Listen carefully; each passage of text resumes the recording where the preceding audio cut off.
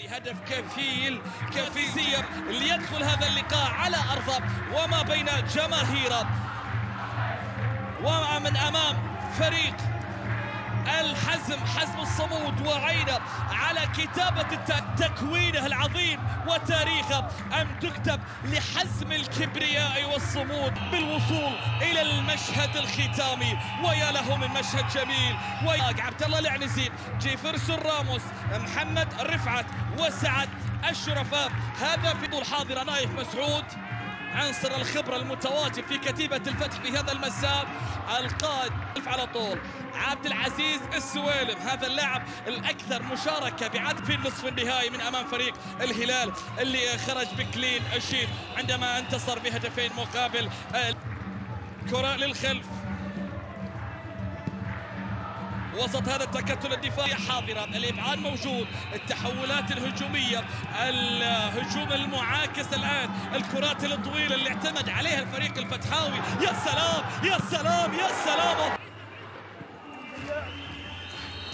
كرة على الجهة اليمنى، تتحركز الأربعة الأولى اللي تأهلوا مباشرة إلى مرحلة الفتح اللي تواجد في المركز السادس.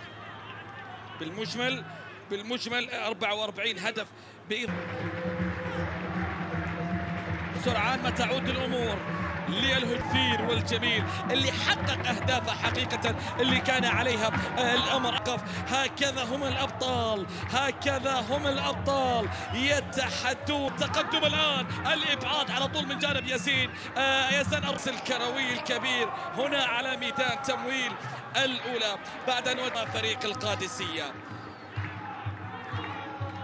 إذا مواهب الفريقين في هذه المباراة الختامية. كرة فيها عرضية خطيرة لكن سر عتيق، محمد الصاعدي، أمادو ديانج، شرفاء. أي ظهور وحضور سيكون حاضر في مجريات الشوط الثاني. هدف كفيل كمان يعزف أجمل الألحان هنا في هذا النهائي، نهائي دوري الترك اللي تحدث قبل بداية هذه المباراة. خارطة المتأهلين إلى دوري أبطال آسيا 2 وملحق دوري أبطال آسيا للنخبة. الاتحاد بتلك النتيجة يذهب إلى الملحق، والتعاون بتلك الخسارة يذهب. الآن نشاهد هذا الفريق يتواجد في النهائي في الربع النهائي من بطولة دوري جو للنخبة. فريق الفتح واجه فريق الوحدة في وحيد، لكن بمجموع المباراتين يتأهل ب7 مقابل 3. بعد إلى اللاعب البديل فايز هوساوي مواليد 2004 اللي شارك على حساب أمادو. موفق في اللقطة الماضية من جانب يزن الرويلي. كرة للأمام على الطرف الأيمن، دريس وتصويب أيضا بذات الروعة بذات الأسلوب. يعتمدون على سلاح التصويب من خارج المنطقة بواحدة.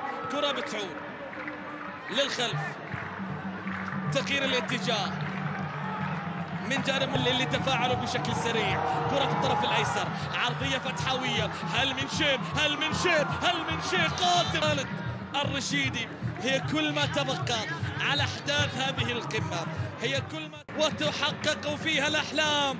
حزم الصمود من بعيد يأتي